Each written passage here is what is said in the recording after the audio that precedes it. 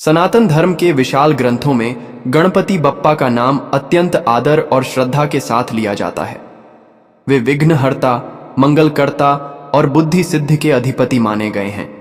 किसी भी मांगलिक कार्य, किसी भी यज्ञ या अनुष्ठान, यहाँ तक कि दैनिक पूजन की शुरुआत भी श्री गणेशाय नमः उच्चारण से होती है। गणेश चतुर्थी का पर्व इसीलिए विशेष है क्योंकि यह दिन भगवान गणेश के जन्म का स्मरण कराता है। यह केवल एक धार्मिक अनुष्ठान नहीं, बल्कि भक्ति, आस्था, संस्कृति और सामाजिक एकता का उत्सव है। महाराष्ट्र, आंध्र प्रदेश, कर्नाटक, गुजरात, उत्तर भारत और नेपाल तक यह पर्व अत्यंत धूमधाम से मनाया जाता है।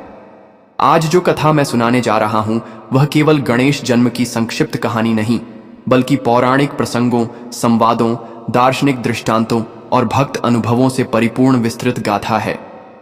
इसे आप एक ग्रंथ की तरह पढ़ सकते हैं, जिसमें गणेश जी का जीवन, उनके अवतार, उनकी बाल लीलाएं और उनके पूजन का महत्व सब समाहित हैं। कैलाश पर्वत पर हिमालय की शीतल गुफाओं में माता पार्वती निवास करती थीं। एक दिन उन्हें स्नान करना था। उन्होंने सोचा, जब तक मैं स्नान करूं तब तक मुझे कोई पहरेदार चाहिए। शिवजी तो तप में लीन रहते हैं, गण भी अपने काम में व्यस्त रहते हैं, कौन मेरी रक्षा करेगा। माता ने अपने शरीर से उबटन के समान पीली हल्दी मिट्टी निकाली और उसी से एक बालक की मूर्ति गढ़ी। फिर उसमें प्राण प्रतिष्ठा कर दी। दिव्य तेज से वह मूर्ति सजीव हो उठी। मां ने उसे आशीर्वाद देते हुए कहा, वत्स, तू मेरा पुत्र है, तेरा नाम गणेश होगा, तू द्वारपाल बनेगा। जब तक मैं स्नान करूं कोई भी भीतर प्रवेश न कर पाए। बालक ने शीश झुकाकर आज्ञा स्वीकार की और हाथ में त्रिशूल नुमा डंडा लेकर द्वार पर खड़ा हो गया।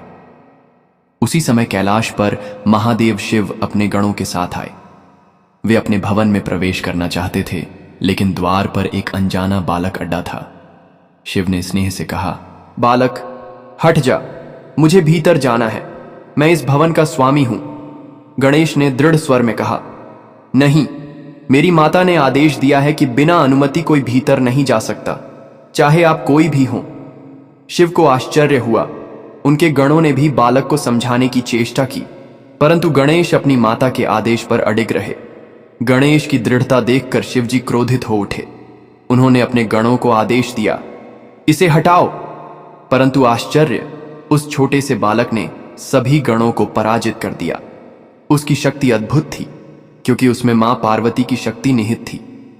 अंततः शिवजी ने स्वयं त्रिशूल उठाया और एक ही प्रहार में गणेश का मस्तक काट डाला। शरीर भूमि पर गिर पड़ा। यह दृश्य देखकर मां पार्वती स्नान से बाहर आईं। उन्होंने अपने प्रिय पुत्र का निश्चेष्ट शरीर देखा तो विलाप करने लगीं। क्रोध से उनका स्वर गूंज उठा, हे महादेव, आपने मेरे पुत्र का वध कर डाला। यदि गणेश जीवित न हुए तो मैं सृष्टि का संहार कर दूंगी, संपूर्ण जगत का नाश हो जाएगा। सभी देवता, आर्षि और गण भयभीत हो गए। तब ब्रह्मा जी और विष्णु जी ने शिव से निवेदन किया, प्रभो, इस बालक को पुनः जीवित कीजिए, अन्यथा सृष्टि संकट में पड़ जाएगी। शिव जी ने कहा, ठीक है, उत्तर दिशा की ओर जो पहला प्राणी मिले उसका मस्तक लाकर इस बालक के धड़ पर स्थापित कर दो। गण तुरंत दौड़े और उन्हें एक हाथी का बच्चा मिला। उसका मस्तक काटकर लाया गया। महादेव ने उसे गणेश के शरीर पर जोड़ दिया और अपने कर कमलों से जीवन दान दिया। बालक पुनः जीवित हो उठा। उसका रूप अब अद्भुत था। गजमुख वाला बालक, बड़े कान, छोटी आंखें और विशाल उदर। माता पार्वती ने आंसुओं से भरे नेत्रों से पुत्र को गले लगाया। फिर देवताओं ने एकमत होकर गणेश को आशीर्वाद दिया। ब्रह्मा जी बोले, तुम सृष्टि के ज्ञान के अधिपति हो। विष्णु जी ने कहा, तुम सभी कार्यों में सफलता के दाता हो।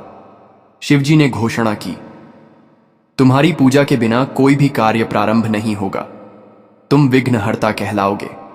देवी पार्वती ने कहा, तुम भक्तों को सुख, सिद्धि और बुद्धि प्रदान करोगे।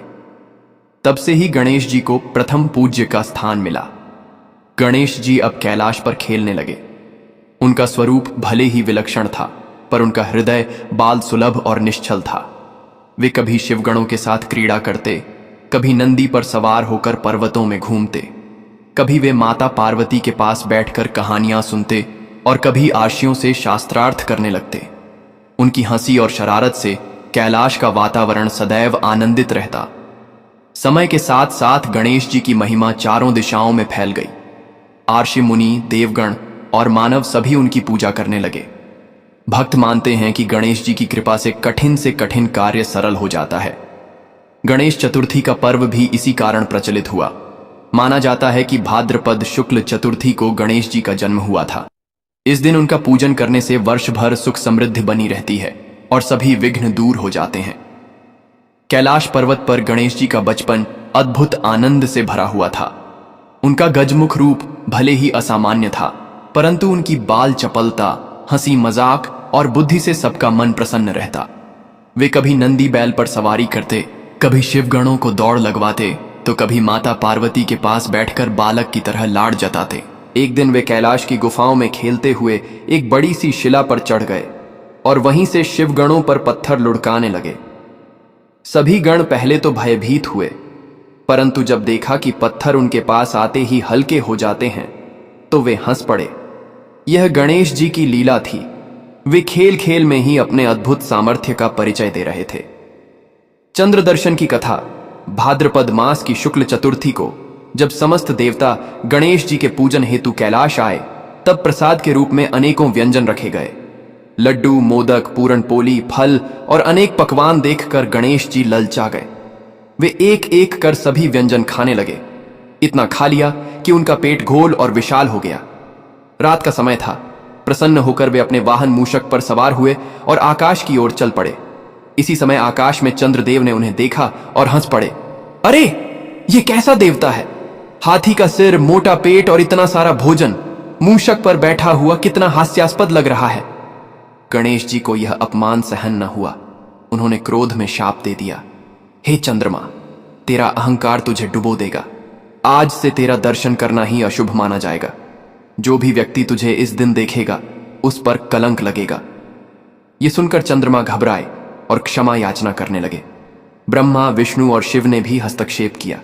तब गणेश जी ने कहा, ठीक है, मेरा शाप टलेगा नहीं, परंतु यह फलित केवल भाद्रपद शुक्ल चतुर्थी को ही होगा। उस दिन चंद्र दर्शन करने वाला झूठे आरोप का शिकार होगा, परंतु यदि वह गणेश चतुर्थी की कथा सुन लेगा तो दोष मिट जाएगा। इसीलिए गणेश चतुर्थी के दिन चंद्र दर्शन वर्जित माना गया। एक बार महर्षि व्यास जी ने यह निश्चय किया कि वे महाभारत की रचना करेंगे, परंतु इतने विशाल ग्रंथ को लिखवाने के लिए कोई योग्य लिपिक चाहिए था। उन्होंने देवताओं से पूछा, कौन है जो मेरे मन की गति पकड़ सके और बिना रुके यह महाग्रंथ लिख सके? देवताओं ने कहा, इसके लिए गणेश जी ही उपयुक्त हैं। वे बुद्धि और लेखन दोनों में अद्वितीय हैं। व्यास जी ने गणेश जी को बुलाया। गणेश जी ने शर्त रखी, मैं लिखूंगा, परंतु एक क्षण भी रुके बिना। आप श्लोक कहते जाएंगे और मैं लिखता जाऊंगा। यदि आप रुक गए तो मैं लेखन बंद कर दूंगा। व्यास जी मुस्कुराए और बोले, ठीक है, पर मेरी भी एक शर्त है। आप जब तक अर्थ को समझ न लें तब तक लिखेंगे नहीं। इस प्रकार महाभारत का लेखन प्रारंभ हुआ। व्यास जी कभी कभी कठिन श्लोक बोल देते, जिनका अर्थ समझने में गणेश जी को समय लगता, तब तक वे अगला श्लोक रच लेते। इस प्रकार विशाल महाग्रंथ की रचना पूर्ण हुई। एक बार महर्षि नारद ने सोचा कि गणेश जी की परीक्षा ली जाए। उन्होंने कई दार्शनिक प्रश्न पूछे। संसार का मूल कारण क्या है? आत्मा और परमात्मा में भेद क्या है? सच्चा धर्म किसे कहते हैं? गणेश जी ने गंभीर स्वर में उत्तर दिया, संसार का मूल कारण माया है। आत्मा परमात्मा का अंश है, परंतु अज्ञानवश वह स्वयं को अलग मान लेती है। सच्चा धर्म है अहंकार का त्याग करके परमात्मा में लीन होना और सब जीवों में एक ही चेतना को देखना। यह उत्तर सुनकर नारद जी चकित रह गए। उन्होंने स्वीकार किया कि गणेश जी वास्तव में ज्ञान गुण निधि हैं। गणेश जी के अनेक दैत्य विजय प्रसंग भी प्रसिद्ध हैं। उनमें से एक कथा है गजमुखासुर। गजमुख नामक असुर ने कठोर तप करके वरदान प्राप्त किया था और तीनों लोकों में आतंक मचाने लगा। देवताओं ने गणेश जी से प्रार्थना की कि वे उसका अंत करें। गणेश जी अपने मूषक पर सवार होकर युद्ध के लिए पहुंचे। दोनों में भयंकर संग्राम हुआ। गजमुखासुर ने पर्वत उठाकर फेंके, बिजली जैसी गदा चलाई, पर गणेश जी ने अपनी सूंड से सबको रोक दिया। अंततः गणेश जी ने अपने पाश से उसे बांध लिया। असुर ने अपनी भूल मान ली और कहा, हे गणेश, मुझे क्षमा करें, मैं आपका वाहन बनना चाहता हूं। गणेश जी ने उसे मूषक रूप में परिवर्तित कर दिया। तब से मूषक गणेश जी का वाहन माना